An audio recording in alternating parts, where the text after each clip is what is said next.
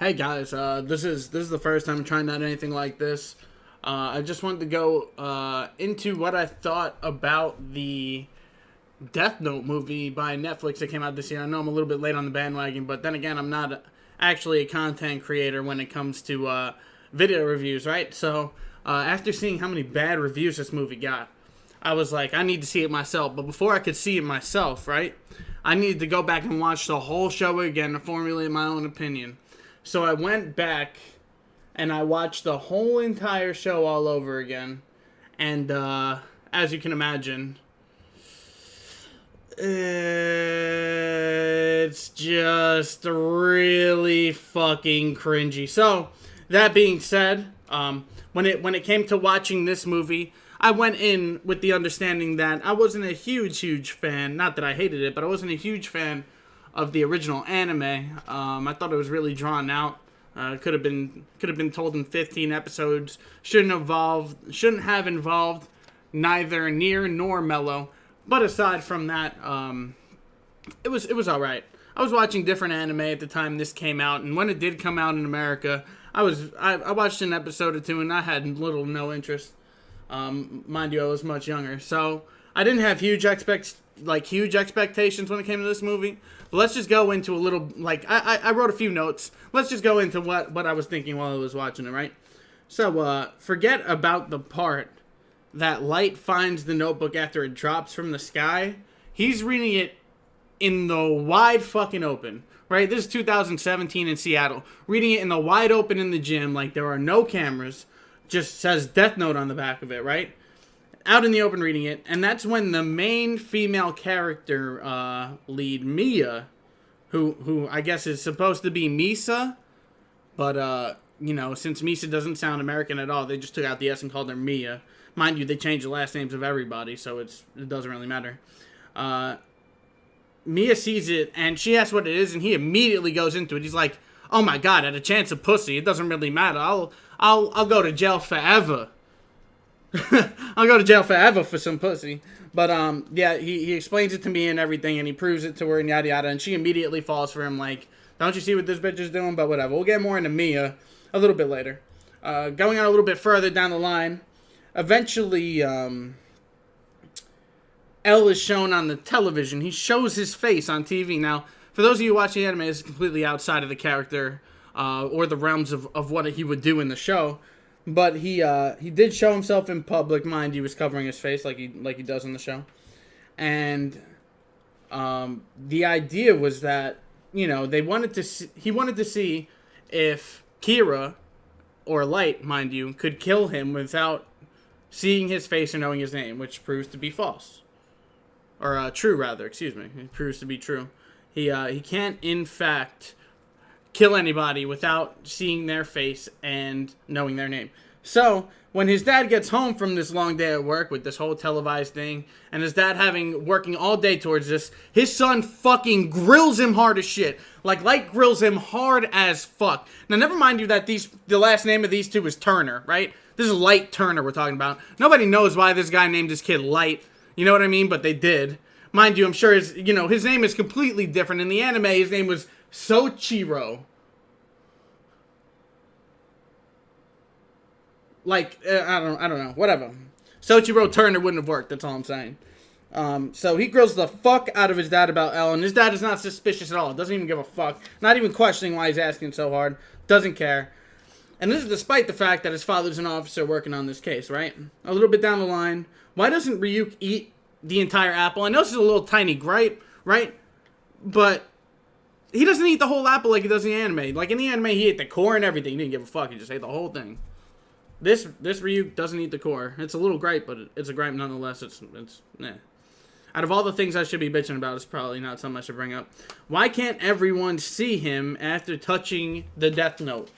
Why is it that Light is the only one who can see him because he owns the Death Note? While in the show, anyone who touches the Death Note can see him. Plot contrivancy bullshit.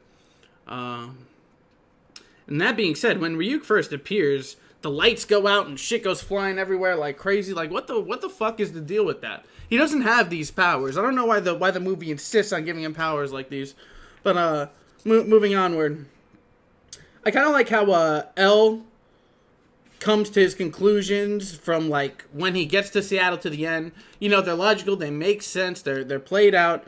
You know what I'm saying? Like, oh, well, I figured that, you know, Light has to be able to see people's faces and shit. Oh, I figure Light has to be close to somebody working in the police force, right?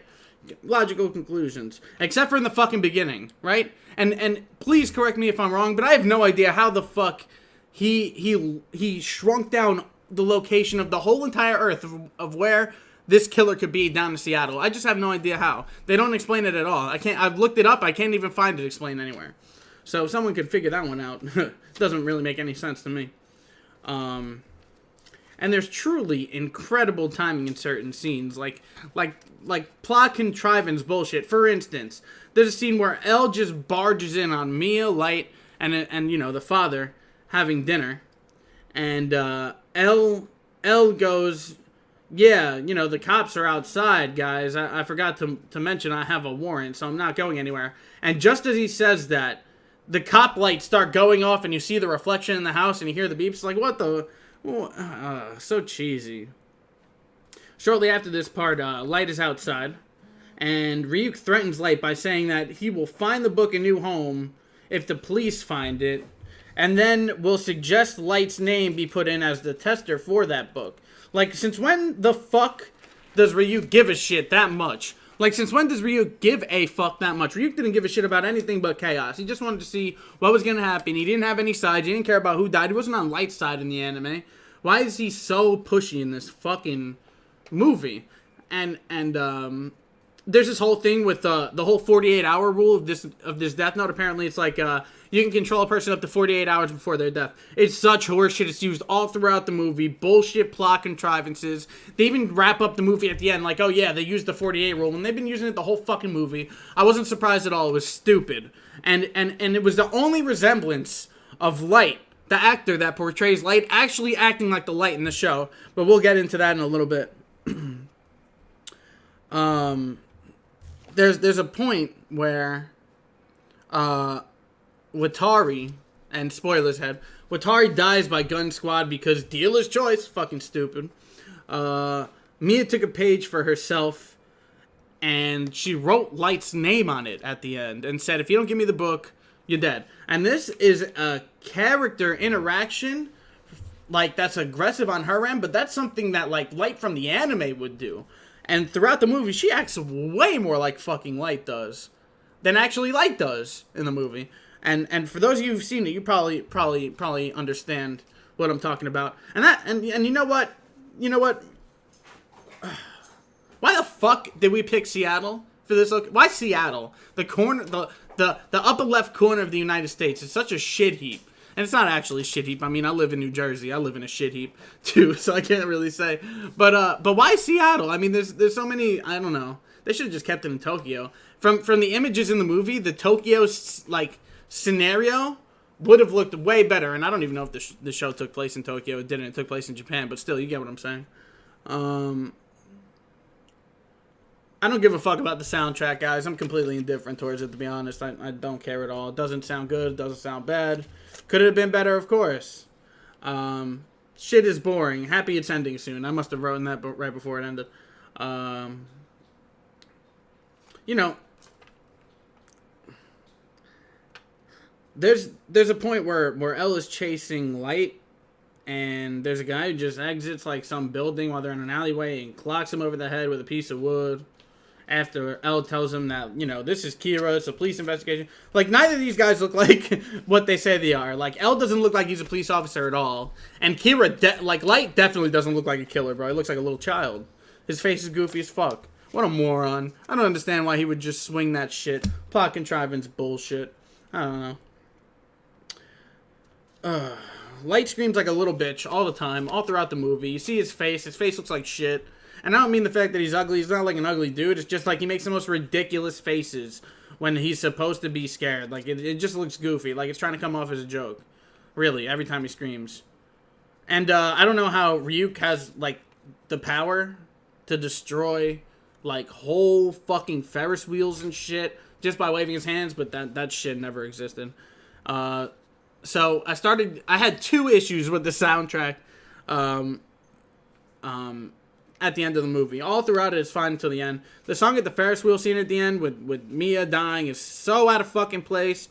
It's so fucking off the rails stupid. I mean, Jesus. That bitch totally deserved to die, though, right? Let's be honest. Why is Light alive? Why is Elle alive? Please don't let there be another movie. The way Elle loses his composure towards the end is just fucking dumb, man. It's so unlike him. He would never act like that in the show.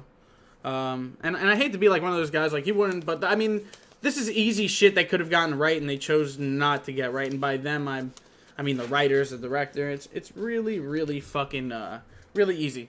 So that being said, let's go into a bit of the characters, right? We have Light, our good old boy Light here. Look at his face. Look at his face. You excuse the shitty picture, but look at his face. See that? That's the face he makes the whole movie. Every time he says something, that's the face he makes. Just beautiful. He's such a fucking bitch in this movie. He's not at all like his anime counterpart. And the anime Light is cunning. He's manipulative as fuck. He's evil as shit. But he believes what he's doing is for the right reason.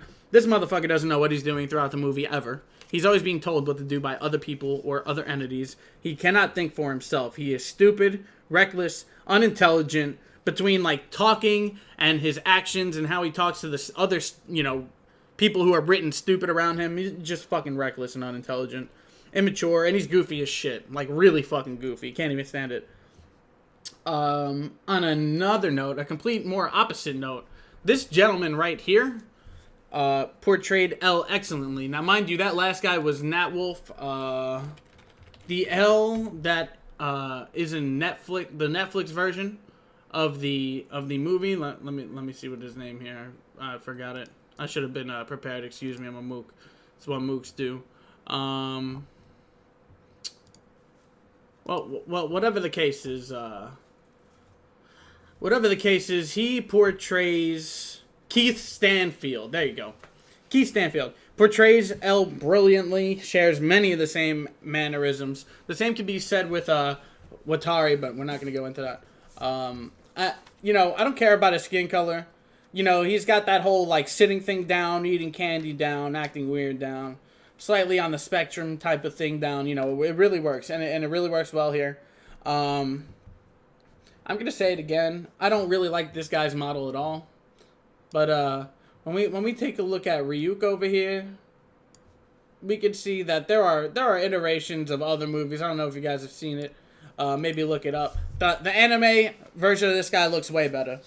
The other movies have iterations of this guy that look way better. For as much movie as this Netflix version of Death Note got, for as much money as it got, this should have been done way better, and it wasn't. I would have preferred to have seen Willem Dafoe motion acting over anything, and that's what I was hoping that it was. Unfortunately, it wasn't. Therefore, his performance fell short in a way, in my opinion. Dude. And then there's the final fucking shit heap of the bunch, right? This piece of shit. Look at her face. Look at her fucking face. And I don't say that because she was a bad actor. She's a good actress. Bad actress, excuse me. But she's a fucking mess in this movie. She's not at all like her anime counterpart. She's more like Light. She only starts off the relationship with Light based off of the fact that he had the book, didn't give a shit at all about him. He was completely oblivious to this fact, and she played him like a fucking fiddle all throughout the movie.